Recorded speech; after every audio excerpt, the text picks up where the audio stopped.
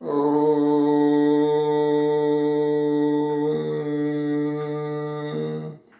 सबको सादर सप्रेम नमस्ते जी।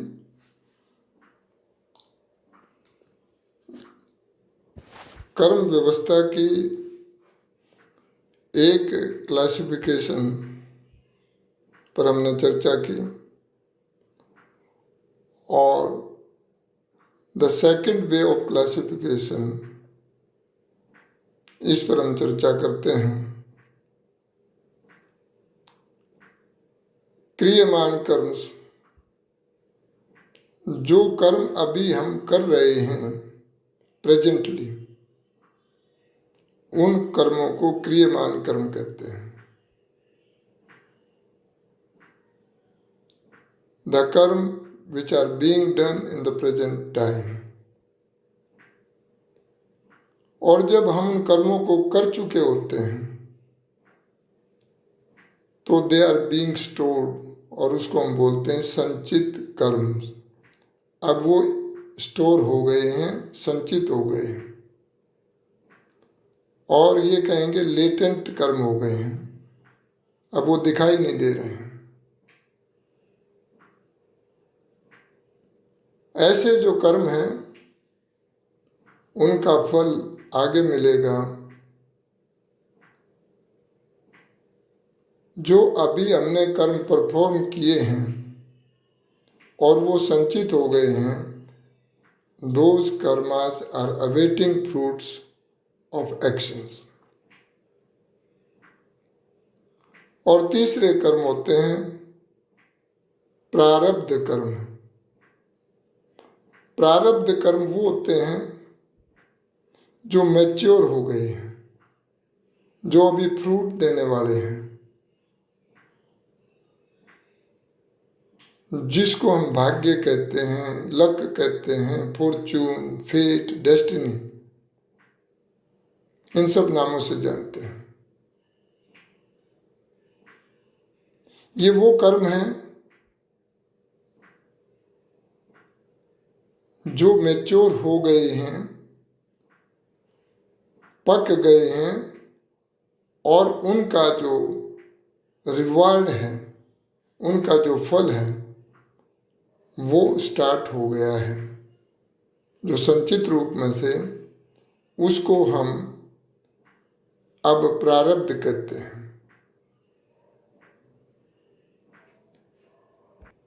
यही वो कर्म है जो मैच्योर होने के बाद में जाति, आयु और भोग को देते हैं, जिनके विषय में हम पहले काफी डिस्कस कर चुके हैं। यहाँ जाति का मतलब है the kind of life, that is the human life और एनिमल लाइफ, ट्री लाइफ और प्लांट लाइफ।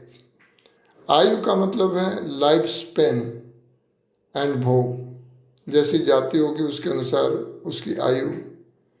उसके बाद में आपका भोग का क्या मतलब है, काइंड ऑफ प्लेजर, कितनी खुशी, रिचनेस और पुअरनेस, और लेवल ऑफ कंफर्ट्स और pain, whatever it may be, जो उससे बर्थ होने के बाद में प्राप्त होना आरंभ होता है। अब एक तीसरा तरीका भी क्लासिफिकेशन का है, उनको हम बोलते हैं कृत, कारित, अनुमोदित। अर्थात how actions are performed by a person, that is called कृत karma. Actions which I do myself, that is कृत। and कारित कर्म, जो एक्शंस मैं दूसरे से करवाता हूँ, which I get done by others। और तीसरा अनुमोदित कर्म, actions which I approve of them, मैं उनका अनुमोदन करता हूँ when they are done by others, either expressly और साइलेंटली। तो जिस प्रकार से भी ये कर्म किए जाते हैं, स्वयं करना, दूसरे से करवाना, या कोई अच्छा और बुरा काम कर रहा है उसका अनुमोदन करना, तो ये एक तीसरा क्लासिफिकेशन का तरीका है। कुछ प्रश्न इस प्रकार के आते हैं कि जब व्यक्ति कहता है कि मैं जब कोई अच्छा कार्य करता हूँ और उसमें जो अच्छी फीलिंग्स आती हैं वही तो उस अच्छे कार्य का फल है, और जब मैं कोई बुरा कार्य करता हूँ तो जब बैड फीलिंग्स आती हैं, भय, शंका, लज्जा होती है, तो वो उस कार्य का फल है। ऐसी कई जगह धारणा होती है, पर वास्तव में ऐसा नहीं है। इसका आंसर है नो। जो फीलिंग है अंदर से, अच्छी या बुरी, that is only a response और रिएक्शन टू दोज कर्मास, और ये परमपिता परमात्मा की तरफ से होता है। और इशारा ये होता है कि ये अच्छा कार्य है बेटा, इसको कर लो, और बुरे कार्य के लिए भय, शंका, लज्जा उत्पन्न ईश्वर जीवात्मा में करता है। So it is not the fruit, ये फल नहीं है। इन कर्मों का फल तो न्यायपूर्वक ईश्वर की व्यवस्था में जब उनकी मैच्योरिटी हो जाएगी तब होगा, क्योंकि अब वो कर्म संचित हो गए हैं। जिस प्रकार से संसार के अंदर भी कोर्ट के अंदर फैसला उसी समय नहीं हो जाता है, it takes its own time. जैसे अभी बच्चे ने एग्जाम दिया और जैसे ही उसने एग्जाम दे दिया तो उसी समय उसका रिजल्ट डिक्लेयर नहीं होता है। उसके आंसर्स को चेक करने के बाद में एक निश्चित समयावधि के बाद में उसका रिजल्ट डिक्लेयर किया जाता है और बच्चा अगली क्लास में जाता है। उसके अंदर एक intelligent experienced examiner evaluates the answer properly. उसी तरीके से हमारे कर्मों की भी evaluation is done by the almighty. और कई बार एक क्वेश्चन और आता है कि जो भी दुख हैं, तकलीफ हैं, समस्याएं हैं हमारी जीवन में आती हैं, क्या सब हमारे पास्ट के कर्मों का फल होता है?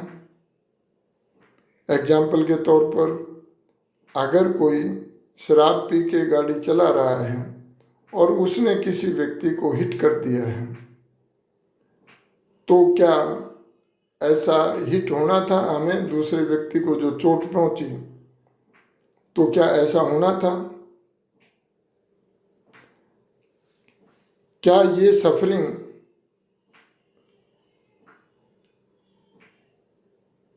आउटकम थी उस आदमी के पास्ट कर्मों की? और कई कहते हैं कि वो जो ईश्वर इंस्टिगेटर है और ड्राइवर को उसने अपना इंस्ट्रूमेंट बनाया, और इस प्रकार की ये घटना घट गई। अगर ऐसी सोच है तो फिर ड्राइवर को पारितोषिक मिलना चाहिए, क्योंकि उसने तो ईश्वर का कार्य किया है। परंतु ऐसा नहीं होता है। तो इसका भी आंसर हम कहेंगे no, all are not the fruit of our past karma. ये सब हमारे पहले के कर्मों के फल नहीं है, क्योंकि जो आत्मा है वो फ्री एजेंट है अपने कार्यों को करने में।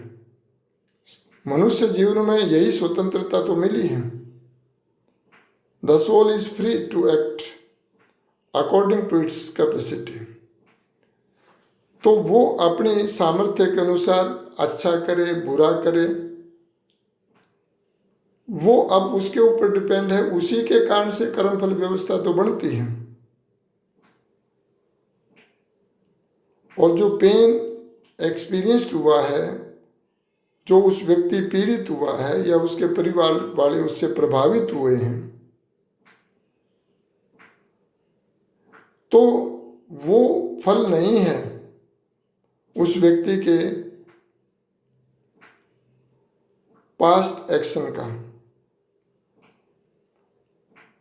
लेकिन ये एक रिजल्ट है, ये एक रिएक्शन है ड्राइवर के गलत कार्य का। और ये अन्याय है, और उसके लिए ड्राइवर को पनिशमेंट मिलेगी। अगर यहाँ नहीं मिली तो ईश्वर के कोर्ट में जरूर मिलेगी। अगर यहाँ कुछ पनिशमेंट मिली तो अगर बची हुई है तो वो ईश्वर के न्याय व्यवस्था में उसको मिलेगी। आज यहीं पर हम इसको विराम देते हैं। आपने ध्यान से सुना, आपका बहुत बहुत धन्यवाद। और इसी चर्चा को आगे लेकर के कोशिश करेंगे आगे इसको अगली चर्चा में समाप्त कर दिया जाए। सबको सादर सप्रेम नमस्ते जी।